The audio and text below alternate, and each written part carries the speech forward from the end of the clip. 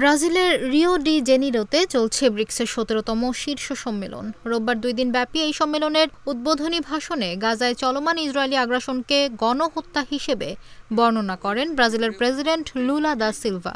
এদিকে ব্রিক্স জোটের সদস্য দেশগুলো আমেরিকার বিরুদ্ধে কোনো নীতি গ্রহণ করলে তাদের ওপর অতিরিক্ত ১০% শুল্ক আরোপের হুঁশিয়ারি দিয়েছেন মার্কিন প্রেসিডেন্ট ডোনাল্ড ট্রাম্প। বার্তা সংস্থা রয়টার্স বলছে, অধিবেশনে গাজায় নিঃশর্ত যুদ্ধবিরতির আহ্বান জানান ব্রিক্স সদস্যরা। এছাড়া ইরানের পরমাণু স্থাপনায় সাম্প্রতিক হামলার নিন্দা জানিয়ে যৌথ বিবৃতি দিয়েছে ব্রিক্স।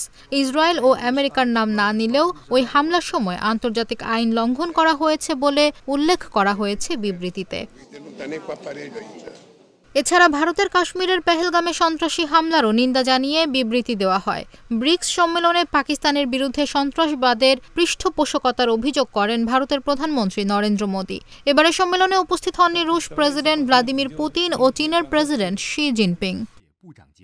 এই সম্মেলন চলাকালেই ট্রাম্প শুল্ক বাড়ানোর হুঁশিয়ারি দিলেন। রোববার ট্রুথ সোশ্যালে পোস্টে ট্রাম্প লেখেন, ব্রিক্সের মার্কিন বিরোধী নীতির সঙ্গে কোনো দেশ নিজেকে জড়ালে তাদের অতিরিক্ত 10% শুল্ক দিতে হবে। যদিও এই নীতির বিষয়ে বিস্তারিত ব্যাখ্যা দেননি মার্কিন প্রেসিডেন্ট। ২০০৯ সালে ব্রাজিল, রাশিয়া, ভারত ও চীনের উদ্যোগে ব্রিক্সের যাত্রা শুরু হয়। পরে এতে যুক্ত হয় সাউথ আফ্রিকাও। সবশেষ গত বছর মিশর, ইথিওপিয়া, ইন্দোনেশিয়া, ইরান, সৌদি আরব ও আরব আমিরাতকে জোটের সদস্য হিসেবে অন্তর্ভুক্ত করা হয়। বাংলাদেশ এতে যুক্ত হওয়ার ব্যাপারেও আলোচনা চলছিল।